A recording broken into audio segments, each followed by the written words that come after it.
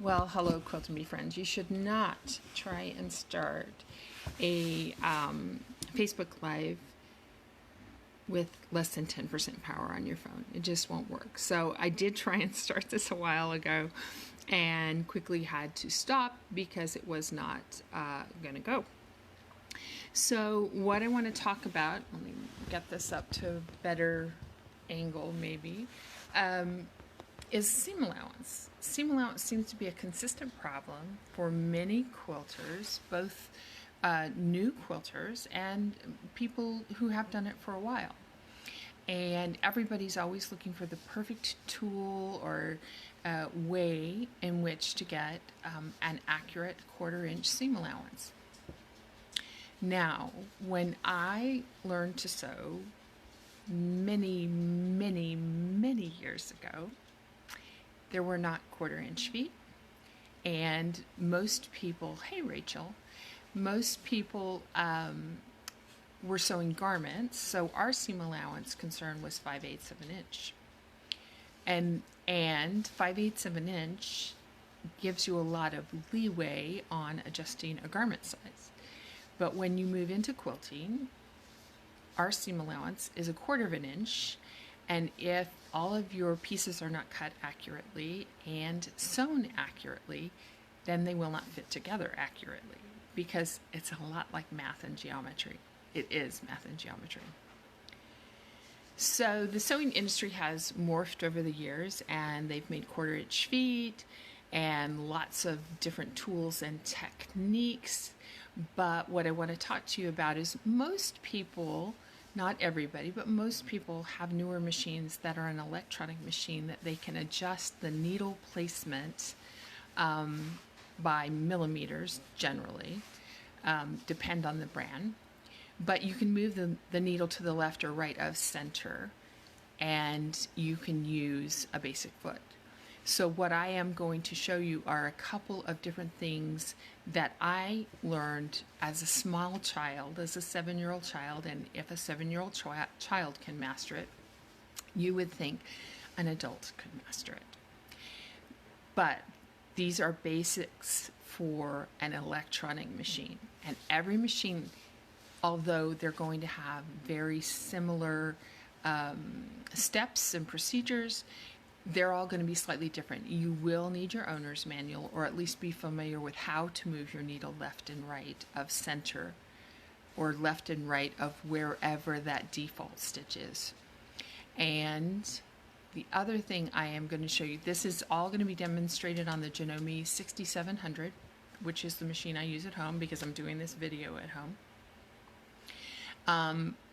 Is we're going to look at the markings on the needle plate, because almost every sewing machine has markings on the needle plate. So I'm going to flip the camera around so that we can look at the needle plate, and I'm going to point out some different markings to you. All right, so here's your needle plate. Let's see if we can adjust the light a little bit better. And if I put my needle in the down position, and my default is set to the needle in the center position, which is what you see right here.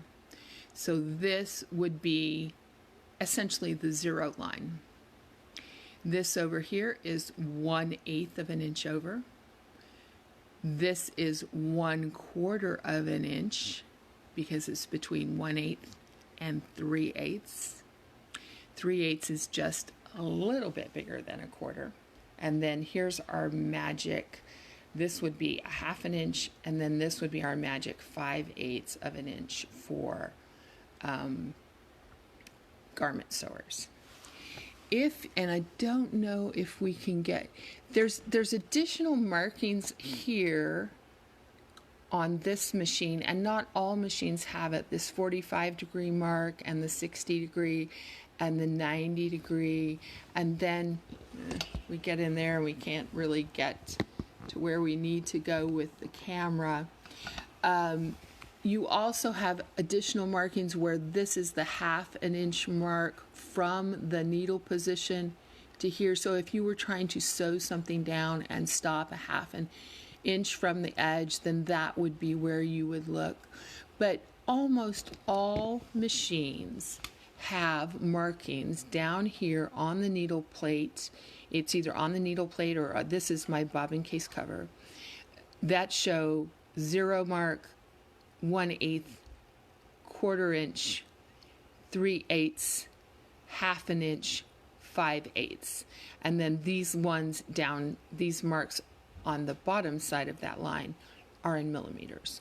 Okay, and so depending on whether or not you are American or European, you will think differently. So you just need to know whichever ones you have. Now, that said, I'm going to put the needle back up. This is the AccuFeed foot, which is the foot I prefer to use, especially when I am putting on binding or I'm doing quilting, because it's like a built-in walking foot, and it moves the top layers of fabric at the same time that it moves the bottom layers of fabric. Now, on this machine, we have the option of using the HP foot. And I do love the HP foot, and I frequent between the regular foot, or the regular needle plate, and the HP needle plate, because the HP needle plate, when I use it with the HP foot, the HP foot would ride in right here, and the edge of the foot is 1/4 inch. So that's my preferred piecing method. If I'm just piecing blocks, that's what I'm doing. If I'm doing binding or quilting, then I'm going to use this foot. Other features, this is the regular A foot for this machine, which would replace this foot. And the other thing that you can do, you need to know if your machine is a 5mm zigzag, a 7mm zigzag, or a 9mm zigzag. The 6700 can do up to 9mm zigzags. So I know if I wanted to use the regular foot and the regular plate, I could actually go into my settings on my machine. Let's see if I can get that up there. I don't know if I can. Right in here. And I can move this thing. And do you see how my numbers are changing? I can get it over as far as possible, and it would go to 9, and that's where it would be right at the edge. I would probably back it off to 8.5.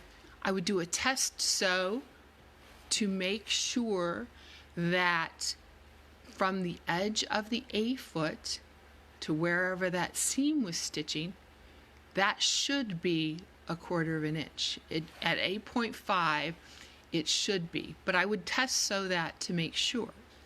And you need to know where your machine lies. Many of the machines manufactured recently are 7mm machines, so if you put your needle in the 6.5 position, that's usually 1/4 inch. You do need to test that though, and then you need to remember that number. If you have an older machine or a machine that doesn't do quite that wide of a zigzag, then probably 4.5 is going to be the appropriate number. But once again, test it. Cut a piece of fabric, sew where you see the edge of the fabric against the edge of the foot, and then measure that distance, and then adjust the needle placement, either or.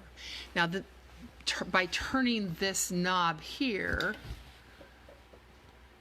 that's how I adjust my needle position. It's my zigzag button. You need to look at your owner's manual to know how to adjust on your sewing machine. But normally it's going to be the width of stitch.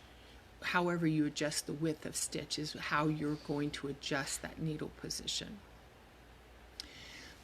So that's the other way to do it. The other one is to go back to our default, and we have a handy dandy 1/4" foot. This is the O foot for the 9mm 6700. It does have a little flange on it right here, if you can see that well. And that is meant so that the fabric will ride up against that, and where the needle comes in would be in here, and that would be 1/4 inch there. So that's another option for you. And you know, there's no right or wrong way, there's just the way that you prefer. This is another option for this machine, which is the Vidi Foot, which is another AccuFeed foot, which I personally like using the AccuFeed, especially if I'm doing multiple layers. It acts like a walking foot, and then the distance from here, where the needle would come in to the edge of the foot, is going to be 1/4 inch. But once again, you need to test that. And the biggest thing really is if you look at your needle plate, their markings are on there. You should be able to run your fabric up against these markings and get an accurate seam allowance. It just takes a little bit of practice. There's a couple of things you can do. You can put a little piece of Post-it note or a piece of blue tape there to mark that for you, or you can move your needle over to the right so that the edge of whatever foot you are using gives you an accurate 1/4 inch. But there's many ways in which you can get an accurate 1/4 inch and function quite well without having to have a lot of extra accoutrements. And we all have things that we like and that make our life easier. So if you like it and it makes your life easier, that's great. I personally don't like anything down here on my workspace. I don't want anything down on my table space. I don't want anything covering my bobbin case when I want to get in there and change that. So I don't like those cling-on things, but many people do. And I would strongly encourage you to learn how to read the markings on your sewing machine. Your sewing machine manufacturer's gone to some time and effort to mark those for you. So I hope that information helps. I hope that you will find that beneficial.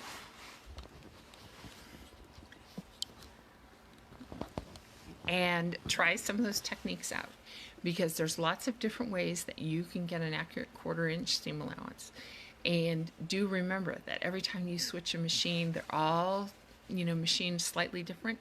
You do need to double check those numbers. You need to make sure that things are the same on one machine from another. And I strongly encourage you, if you start a quilt on one machine, you finish a quilt on one machine, because even though the numbers may be the same, that slight millimeter will add up over seams. So be safe, keep sewing, and have a great day. Talk to you soon.